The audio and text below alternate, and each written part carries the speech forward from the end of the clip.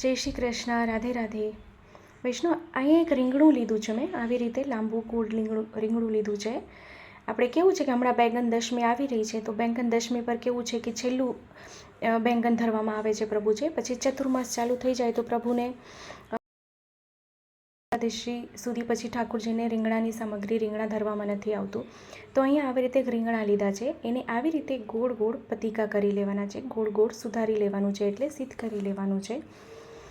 તો આપ એને લાંબુ બી કરી શકો. તો આવી રીતે બધા સીધ કરી લીધા છે અને આવી રીતે એક ડીશમાં એને ગોઠવી દેવાના છે. પછી શું કરવાનું છે, કારણ કે આપણે બેંગનના ચકતા, અહીંયા બેંગન કે તલે હુએ ચકતે આપણે શ્રી પ્રભુને ખાસ કરીને સામગ્રી આવે છે. તો અહીં શું કર્યું, આમાં છે ધાણા અને જીરું એનું પ્રમાણ વધારે લેવાનું છે. એના અહીંયા જો એક રીંગણું મેં લીધું તો અહીંયા 2 ચમચી ધાણા જીરું, અડધી ચમચીથી બી ઓછું લાલ મરચું પાવડર અને 1/4 ચમચી હળદર પાવડર, અને આ સિંધાલું છે. સિંધાલું અહીંયા મેં અડધી ચમચીનો ઉપયોગ કર્યો છે. હિંગ લીધી છે 1/4 ચમચી અને અડધી ચમચી તેલ અહીં પધરાવી દઈએ. તેલ આપણે સિંગદાણાનું લેવાનું છે. એને સરખું મિક્સ કરી લેવાનું છે. ધાણા જીરુંનું પ્રમાણ વધારે લેવાનું છે, કારણ કે મસાલો સરખો રીંગણામાં ચોંટી જવો જોઈએ. રીંગણા દશમીના દિવસે પ્રભુને ઘણી બધી સામગ્રી રીંગણાની આવે છે, જેમ કે રીંગણા ભાત, એટલે આપણે કે બેંગન ભાત છે, બેંગનની કઢી છે, બેંગન કે તલે હુએ ચકતે જે આપણે અત્યારે સિદ્ધ કરી રહ્યા છે, બેંગનના ચકતા છે, બેંગનના ભુજેના છે, ઘણી બધી સામગ્રી શ્રી પ્રભુને આવે છે. તો આવી રીતે શું કરવાનું છે, આ બધો મસાલો મિક્સ કરીને એક બાજુ ઉપરથી લગાડીને પછી પાછું બીજી બાજુ ફેરવીને ફરીથી બધો મસાલો એની ઉપર છાંટી દેવાનો છે. અહીંયા છે ને બેસનનો ઉપયોગ કે બીજા કોઈ બી જાતનો લોટનો ઉપયોગ નથી કર્યો, કે કરવાનો બી નથી આપણે, કારણ કે જે ચકતા આપણે કરવાના છે એમાં લોટનો ઉપયોગ નથી. તો આવી રીતે જરાક એવું લાલ મરચું પાવડર, એટલે આ કાશ્મીરી મરચું છે, કે જરાક એવું ઉપરથી ભભરાવી દઈએ અને એની આવી રીતે જ આપણે 10 મિનિટ માટે મૂકી દેવાનું છે. જો 10 મિનિટ એકી મૂકી દઈશું ને તો આમાંથી પાણી રિલીઝ થશે.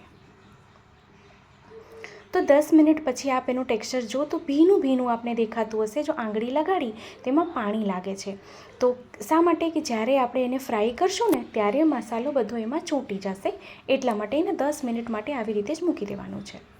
હવે એક પેન લઈ લઈએ, કઢાઈ લઈ લઈએ. જો આજે છે ને સિંગદાણાના તેલનો ઉપયોગ કરી રહી છો, આપ એની જગ્યાએ ઘી બી લઈ શકો છો, અથવા તેલ ફોર્ચ્યુન તેલ કે રિફાઇન્ડ ઓઇલ લઈ શકો છો. તો આવી રીતે એમાં જરાક એવું તેલ નીચે પધરાવીને પહેલાં, પછી એમાં ઉપરથી આવી રીતે બધા ચકતા પધરાવી દઈએ અને ફરીથી ઉપરથી થોડુંક આમાં તેલ પધરાવી દેવાનું છે, જેથી સુંદર સરખું તળાઈ જાય.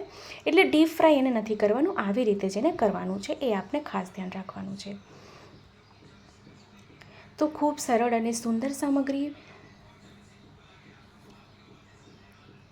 તો આવી રીતે એને આપણે ફેરવી દેવાનું છે. તો અહીં આપ જોશો તો મસાલો આમાં ચોંટી જશે, પણ આમાં હજી થોડુંક તેલ આપણે પધરાવી દેવાનું છે, જેથી શું છે કે રીંગણું સરખું આમાં ચડી જાય અને મસાલો સુંદર બધો આમાં ચડી જાય.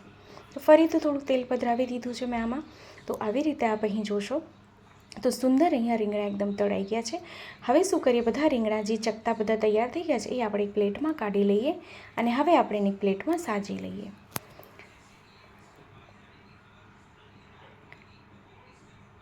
તો આવી રીતે એક પ્લેટમાં આપણે એને સાજી લીધું છે. તો ખૂબ સરળ અને સુંદર બેંગનના ચકતા સિદ્ધ થઈ ગયા છે. તો આપ આ સામગ્રી સિદ્ધ કરો અને શ્રી પ્રભુને આ સામગ્રી ધરો અને કમેન્ટ બોક્સમાં કમેન્ટ કરીને જણાવો કે આ વિડીયો આપને કેવો લાગ્યો છે. ચેનલ પર નવા હોય તો ચેનલને સબસ્ક્રાઈબ જરૂરથી કરશો, બેલ આઇકોન હિટ કરશો, કે જ્યારે બી કોઈ સામગ્રીનો વિડીયો મૂકો તો આપ સુધી નોટિફિકેશન આવી જાય.